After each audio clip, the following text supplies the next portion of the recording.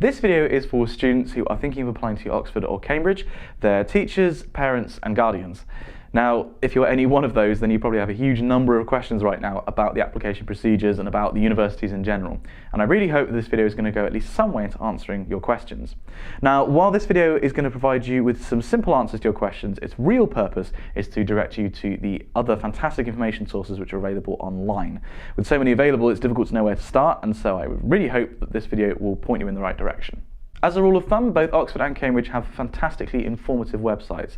They are ox.ac.uk and cam.ac.uk respectively, and all the links which are appearing up here will also be down there in the description. Firstly, some basic questions, and first of all, why should I want to apply to Oxford or Cambridge? Well, the simple answer to this is that both Oxford and Cambridge are world-leading institutions which offer highly competitive degree programs. If you were to graduate from either one of them, then you would be highly sought after in the global job market and would be very well equipped to deal with pretty much any situation that your field could throw at you. There are, of course, many other reasons why you'd want to apply. The collegiate system allows for smaller, tight-knit communities than non-collegiate universities. The tutorial or supervision system allows for an unparalleled level of student-to-academic contact. And both universities have fantastic alumni networks which allow you to connect and give you opportunities that are just not available elsewhere, as well as the fantastic extracurricular scene at both universities. Choosing between the two universities, as you must do for your first undergraduate degree, is fundamentally a personal choice informed by differences in the courses, differences in the towns that they inhabit, and innumerable small factors. The best advice I can give you is to carefully consider what you want to get out of your degree, and if that doesn't answer the question for you, then to visit both of the towns. Oxford is more of a city, whereas Cambridge is more of a market town feel, and they suit different people. All else being equal, just choose where you would prefer to call home for 3 or 4 years. All this being said, Oxford and Cambridge are not for everyone. I'd ask you to carefully consider all the information that's available online and make a decision about whether it is the right place for you. There are many other Russell Group universities who offer similarly rigorous and competitive degree programs in a less intense way with longer terms. And if you feel like that might be more suited to you, then do not feel pressured into applying to universities where you do not think you will be happy. Secondly, what do Oxford and Cambridge look for in their students? Now, this question has a very simple answer. The admissions tutors are looking for the brightest, most capable students in their fields. There are a huge number of myths and misconceptions that people believe about Oxford and Cambridge, and the fact of the matter is that both universities simply want the best and brightest students. This can be demonstrated by the student in 2 ways.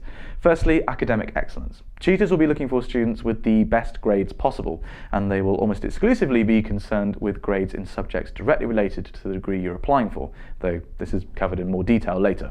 Secondly, tutors will look for students who are passionate about their subject.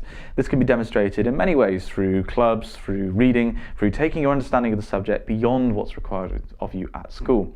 The ideal student will be someone who has excelled in their field, or in fields closely related to it in the case of subjects that aren't studied at school, and has taken their understanding of their subject beyond what is asked of them off their own back. In both academic and extracurricular excellence, independent thought and ingenuity are very highly prized by the tutors, so try and encourage this and cultivate it wherever you can. For more information on what the universities officially look for, they have official web pages on this subject here and here for Oxford and Cambridge. Thirdly, will my background or school change how likely it is that I will get in? The short answer to this question is no.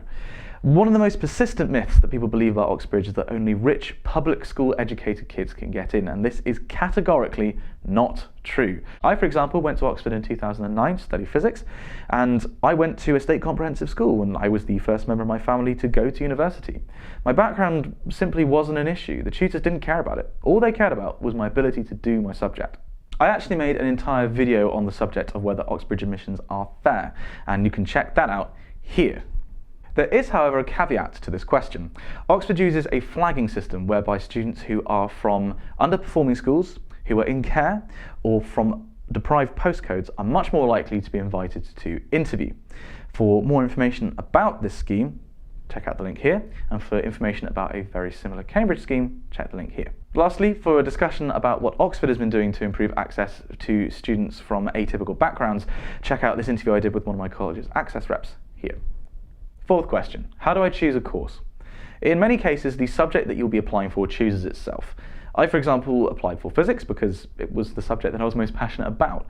But in some cases, there are subjects which are very similar that you might be undecided about, for example, physics, engineering, and maths, or there might be subjects which aren't offered in schools like archaeology and anthropology. In these cases, it is highly advisable to do your research.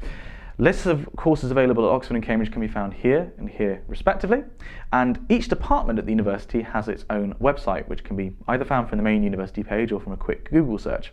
I'd recommend that you check out every department's website that you are interested in possibly applying to. And in addition to these websites, there are also prospectuses available, which are either electronically available online or can be requested in print form.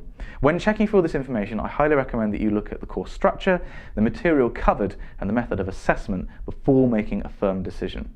Ultimately, choosing a course is a highly personal decision, but you can make this decision as informed as possible and try to make sure that you can see yourself successfully and happily studying your subject for 3, 4, or even more years.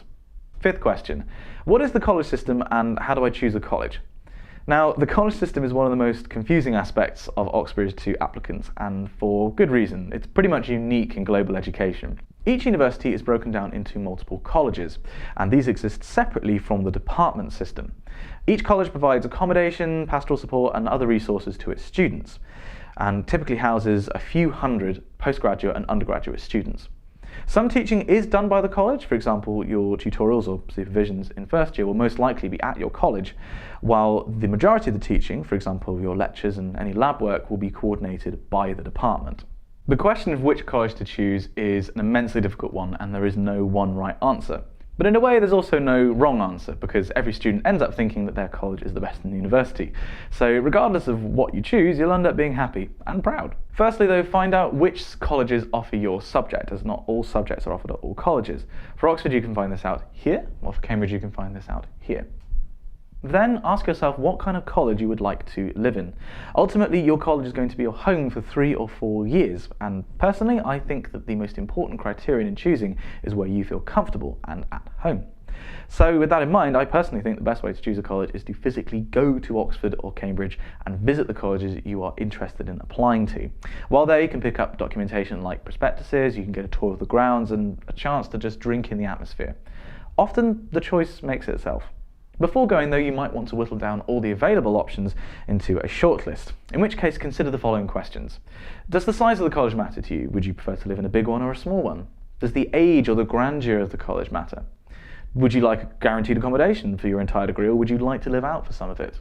And do college sports matter to you, or music, or the arts? Each college has its own website and social media accounts, and so you can use these to get a good sense of what life is like at these colleges, though this aspect is covered more fully at the end of the video.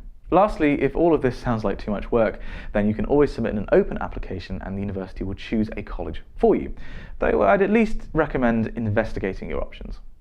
Actually, to return to a point I made earlier about every student thinking their colleges are the best in the university, the best college in Oxford is in fact St Peter's College, Oxford, more information about which can be found at spc.ox.ac.uk.